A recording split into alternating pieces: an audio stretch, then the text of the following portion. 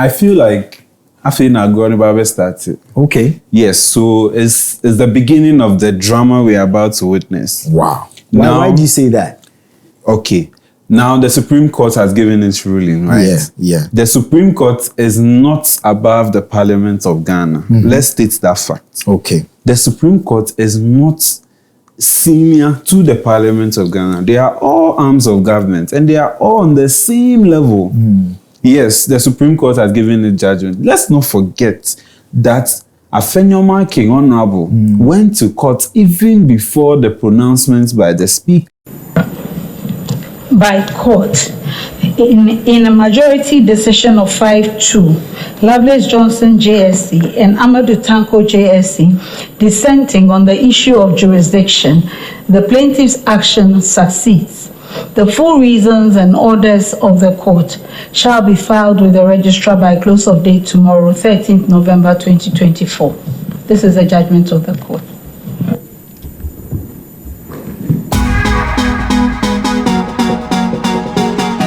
The Supreme Court has finally given its ruling on Speaker's findings on vacating 4 seats in Parliament. But what does this mean to Ghana's 8th Parliament, and what does this do to government business? All here on Sauce and Pepper. Don't go anywhere.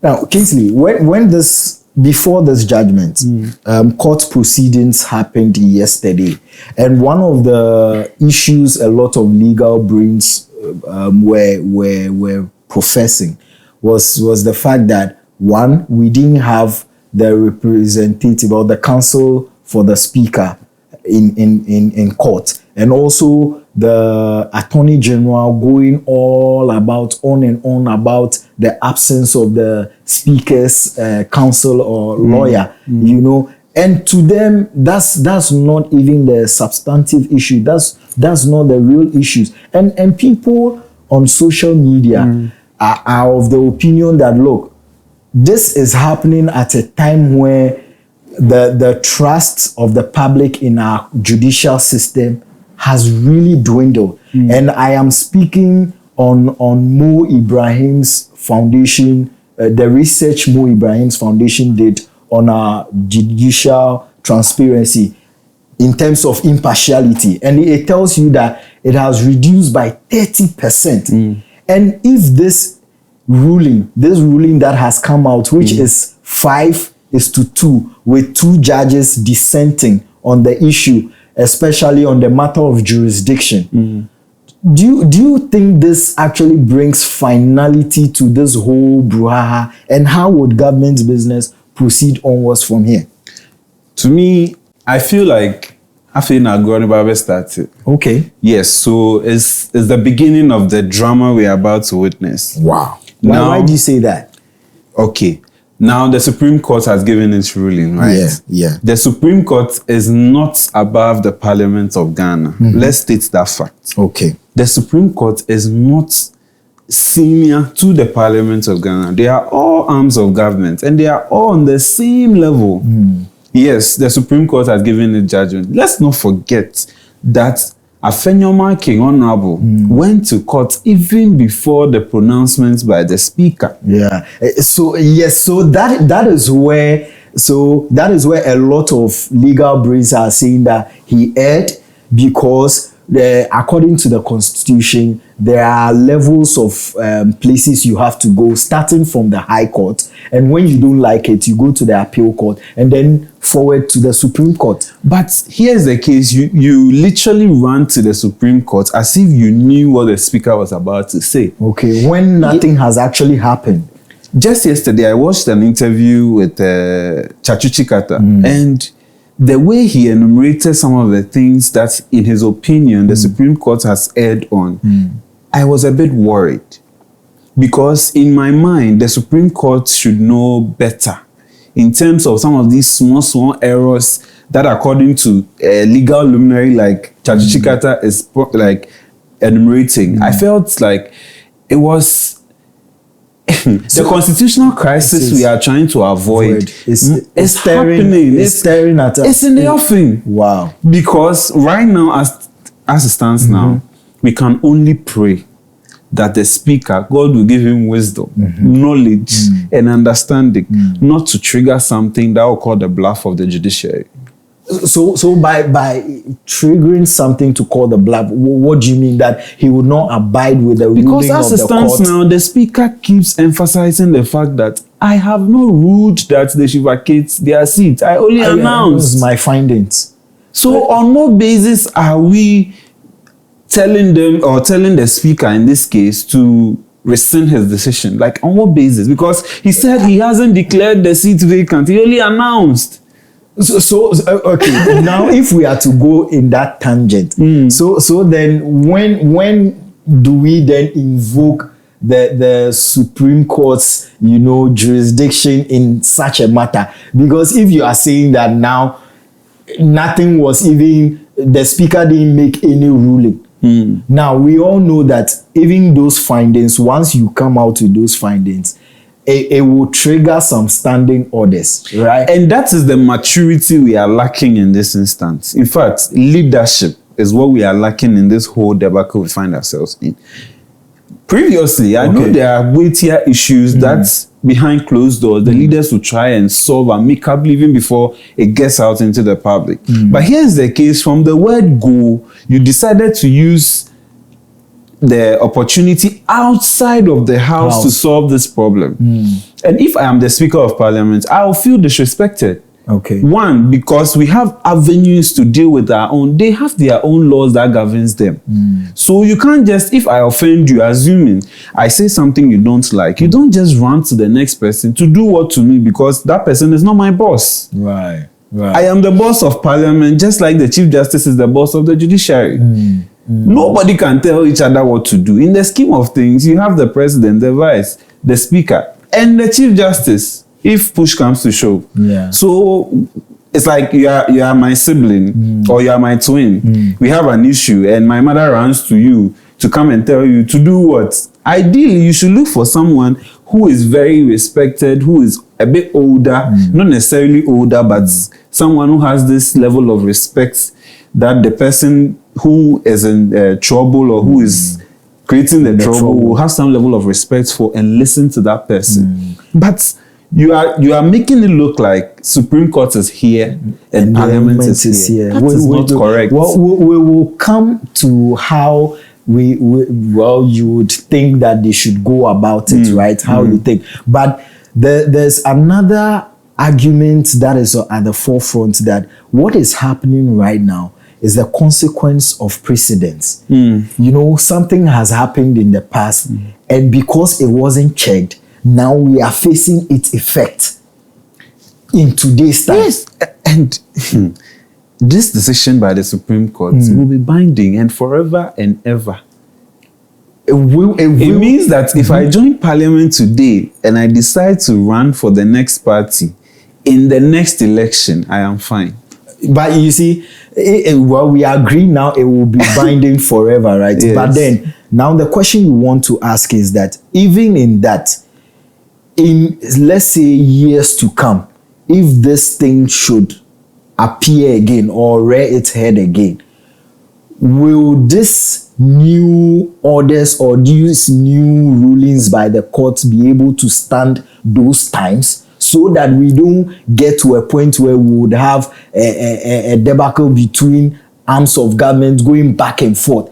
I mean, if it would really solve an issue in the near future, so we are not in, let's say, a constitutional crisis again, you would agree it's worth it, wouldn't you? Oh, what is there is worth it too, but it depends on who will be at the receiving end. Remember, in 2020, it was the party, which is NPP, that wrote to the Speaker to let that member of Parliament who declared to go independent to vacate his seat. Yeah. What I am seeing here is that today it may be your party at the 5 end and somebody else's party at the 2 end. But when the tables turn, remember this is a Supreme Court decision. That would mean that anytime we quote that article G and H, that interpretation will use this ruling, the 5-2 ruling. And me, what I am afraid of is that I can step into parliament today, 7 January, and by 10 January, my party may have done something I don't like. I am stuck with my party forever, or in that 4-year tenure. But I can declare and say that I am going to run as an independent candidate in the next election. And someone who declares that next election, I'm not with you, but is stuck with you in parliament. Imagine, they were voting to elect a speaker. The person that one votes that went away might be that guy. Yeah. Meanwhile, he can't do anything because he hasn't said he's defecting to the next party today. Yeah. He said in the next election. And when he gets there, keep that same energy. Wow, when it gets there, keep that same. You know, it's very interesting. Yeah, very interesting. It's an interesting time to be alive. Yeah. You know, back in school, we learned that we have 3 arms of government: the executive, the judiciary, and the legislature, and they are all equal. Yes. Now, what people are worried about is how, that fact has been established that here in Ghana, we practice constitutional supremacy. Yes. But what people are finding difficult to understand is how it's looking like the parliament is under Supreme Court. Is there no way, or is there no way these 2 arms of government can actually work together without blowing things up like we are seeing today? And how do we go about one organ dealing with another organ without one feeling like they are being told what to do and the other? Because right now, Assistant Parliament says you can't tell me what to do. So people are asking, can Parliament or the Speaker hold the Chief Justice to the Privileges Committee for contempt? See, personally, if you ask me, in this instance, in this scenario, I miss Osechi Mensah-Bonsu's leadership. And even on the NDC side, I miss the Haruna Idrisus and the Muntakers. Right. See, they are the loudest, but when it comes to issues of national interest, the way they compromise is beautiful. Right. See, this was not needed. We didn't even have to have gotten here in the first place.